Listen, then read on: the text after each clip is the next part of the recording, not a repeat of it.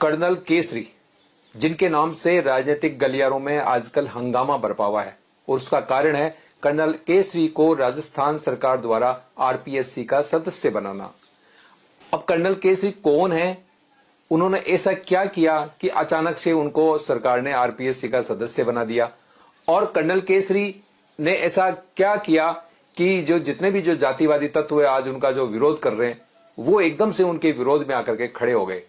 तो जानिए इस वीडियो के अंदर कर्नल केसरी के बारे में और उनके उन कार्यों के बारे में जिनकी वजह से वे जातिवादी तत्वों के निशाने पर है। कर्नल केसरी सिंह राठौड़ नागौर जिले की मकराना विधानसभा के गांव शिवरासी के रहने वाले हैं।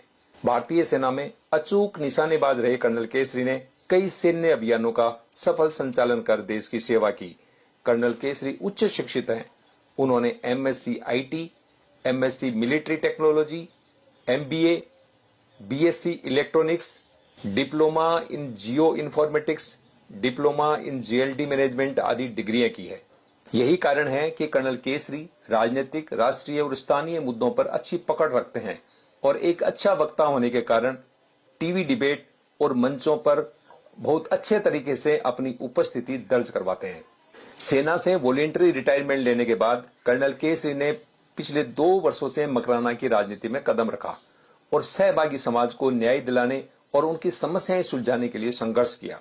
इन संघर्षों में सरनवाड़ा में अनुसूचित जाति के हत्याकांड, उचेरिया हत्याकांड, बोरावड़ में सतीश प्रजापत हत्याकांड, आसरवा हत्याकांड, राणासर हत्याकांड जैसे मामलों में चले आंदोलनों में अग्रणी भूमिका निभाई और पीड़ितों को न्याय दिलवाया।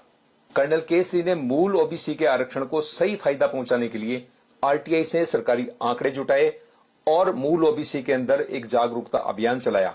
उनका यही कार्य कुछ जातिवादी लोगों को रास नहीं आया और आज आरपीएससी का सदस्य नियुक्त होने पर उनका विरोध कर रहे हैं।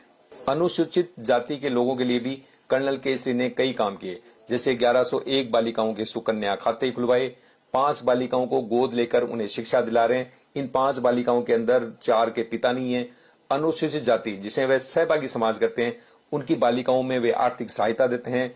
उनके साथ रामदेवरा और कोलूमठ तक की धार्मिक यात्राएं करते हैं।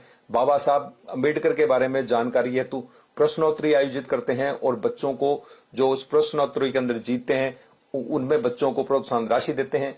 80 से ज्यादा गांव के अंदर बाबा साहब अम्बेडकर का उन्होंने जन्मदिन मनवाया। कई रक्तदान शिविर आयोजित करवाए। लंपी में गायों के लिए अपनी 6 माह की पेंशन दी और कई शमशान स्थलों में उन्होंने सुधार करवाया। इन कार्यों के साथ ही कर्नल केसरी ने मकराना विधानसभा में राजनीतिक तौर पर सुसुप्त पड़े राजपूत समाज में राजनीतिक चेतना जागृत की।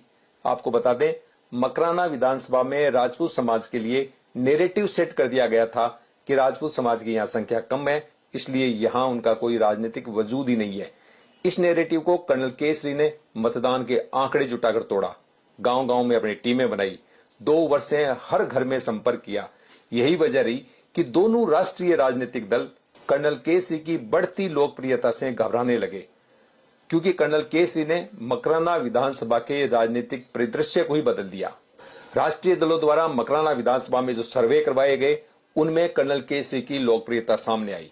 तब दोनों पार्टियों ने उन्हें शामिल करने की कोशिश की, पर कर्नल केसरी की टीम का आंकलन था कि कांग्रेस की टिकट पर कर्नल की जीत एक तरफा है। कांग्रेस भी टिकट देना चाहती थी, पर हर दल की अपनी मजबूरियां होती है और ऐसी किसी मजबूरी के चलते कांग्रेस उन्हें टिकट नहीं दे पा रही थी। अतः कर्नल को आरपीएससी का सदस्य बनाकर उनके सहयोग से कांग्रेस ने मकराना सीट की जीत सुनिश्चित कर ली। पर कर्नल के आरपीएससी का सदस्य बनते ही कुछ जातिवादी तत्वों को, जिनकी वजह से आरपीएससी को जनता नाथी का बाड़ा समझने लगी थी, और उन्हीं तत्वों की नींद उड़ी हुई है और वे सोचते हैं कि कर्नल के रहते आरपीएससी में अब तक वो जो खेल खेला करते थे वे नहीं खेल पाएंगे, और यही इन तत्वों के विरोध का असली कारण है। हालांकि मकराना के जिन लोगों ने कर्नल केसरी में एक राजनीतिक उम्मीद देखी थी, उन्हें उनका आरपीएससी में जाना अखर रहा है। उन्हें लग रहा है कि उन्होंने एक लोकप्रिय विधायक खो दिया या लोकप्रिय राजनेता खो दिया, पर उन्हें सोचना चाहिए कि विधायक बनकर कर्नल केसरी मकराना तक सीमित ही रहते। आरपीएससी में रहकर वे पूरे प्रदेश में रोजगार की तैयारी कर रहे युवाओं को न्याय दिलाने के लिए कार्य कर पाएंगे और इसका सारा क्रेडिट मकराना वासियों को जाएगा। धन्यवाद। जय हिंद, जय भारत।